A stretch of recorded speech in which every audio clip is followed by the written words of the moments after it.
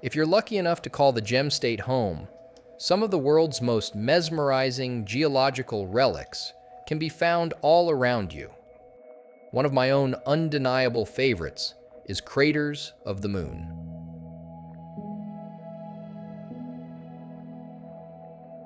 Its namesake national monument and preserve has been a tourist hotspot for generations, and throughout 2024, it is celebrating its landmark 100th birthday.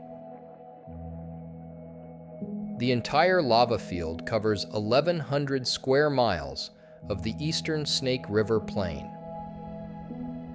It is the product of a massive geologic feature called the Great Rift, a 52-mile-long crack in the planet's crust. The immense pressure has resulted in an extreme stretching process of the underlying rock. Stretching leads to friction. Friction leads to heat. Enough heat to turn the rock into magma. Surface lava first rose to reshape the landscape 15,000 years ago, even though the forces that produced it go back 30 million more. The last period of activity was more recent than you might expect, just 2,100 years ago. Considering the timing, it's more likely than not that the region's earliest indigenous residents, such as members of the Shoshone-Bannock tribes, actually witnessed the eruptions and lava flows in action.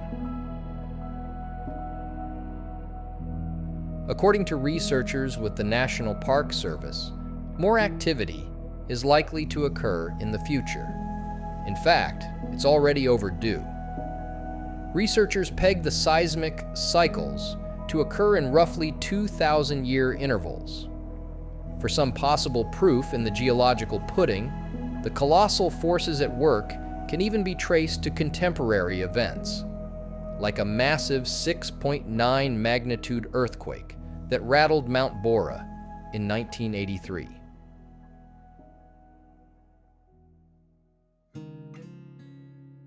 In spite of the desolation, or in some measure because of it, the otherworldly formations have been a source of fascination for natives and westward-bound settlers alike. Chief among them was an explorer-photographer named Robert Limbert. In 1920, he spent over half a month on an 80-mile trek over its insanely inhospitable surface, naming its standout features and documenting the area on paper and in film. He was so taken with the bizarre, quasi-alien landscape that he would later pen an article about it in National Geographic magazine. Here are craters of dormant volcanoes half a mile wide and seemingly bottomless. Huge cups in which a 5-story hotel might be placed to resemble a lone sugar loaf in a huge bowl. Here are strange ice caves with stalactites and ice-encrusted walls.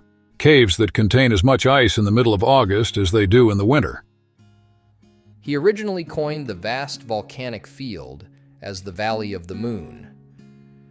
But by the time his narrative hit the printed page in the spring of 1924, Valley was replaced in the headline with Craters. The article is a fascinating read for all its observations and descriptions of the landscape. But even more telling are the more personal, experiential notes sprinkled into Limbert's narrative.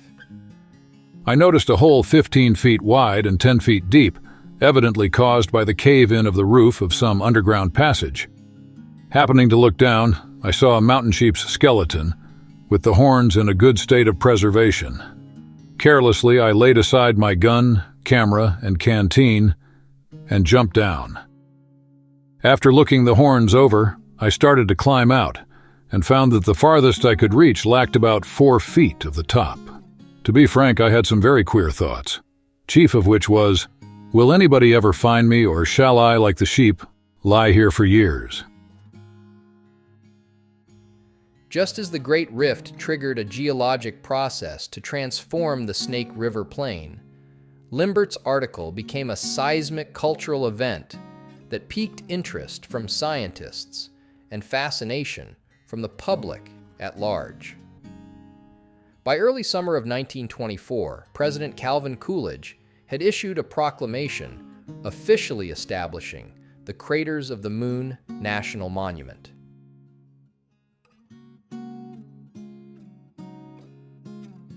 Over the decades, the boundaries of the monument have expanded, encompassing a larger area of volcanic terrain and surrounding ecosystems. In 2000, Craters was further designated as a national preserve, providing specific environmental protections, while allowing for continued recreational use and scientific research.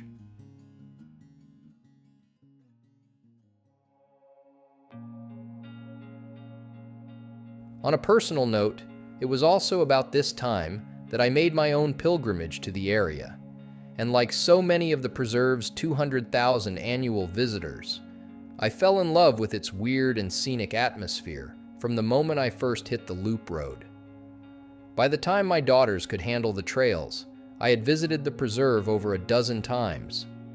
In the following years, we made countless return trips to marvel at the formations, wildflowers, spatter cones, collapsed domes, and vast rocky expanses of welded basaltic lava. We explored the remnant caves of molten rivers, rock-hopped into fissures where allowed, and encountered a surprising number of wild animals who call the high desert home.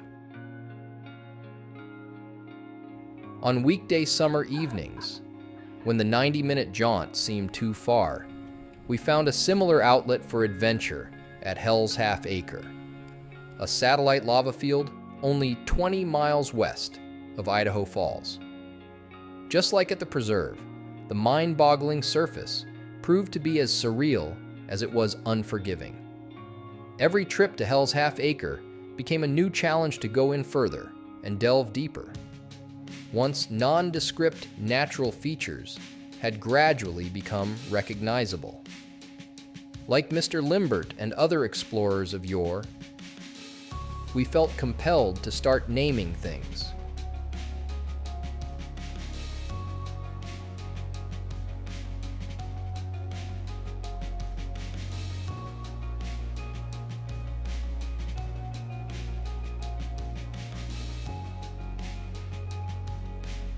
To our short-lived human eyes, desolate terrain can indeed seem timeless.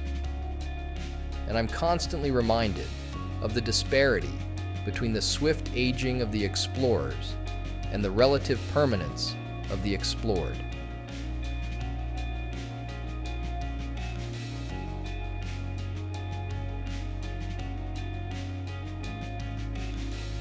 But looks can be deceiving. The big clock is not just a timekeeper for the human condition. It ticks away for everything. Just ask any unfortunate mountain sheep trapped in a crevice, or any basaltic arch collapsing under its own weight into scattered rubble, or even the Great Rift itself, shaking, slipping, stretching, and sliding on a massive conveyor into oblivion and back again. What exactly lies in the lava field's future is hard to say. What we can foresee with some certainty is that in the coming months, Craters of the Moon National Monument and Preserve will continue a celebration of its first 100 years.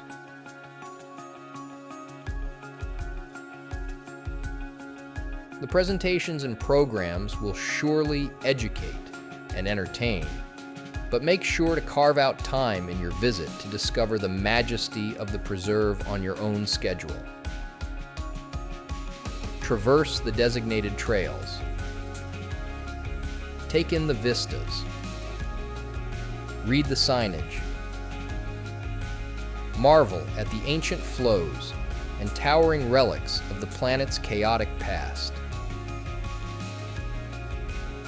In doing so, you might find not only beauty and inspiration, but a deeper connection to the world around you.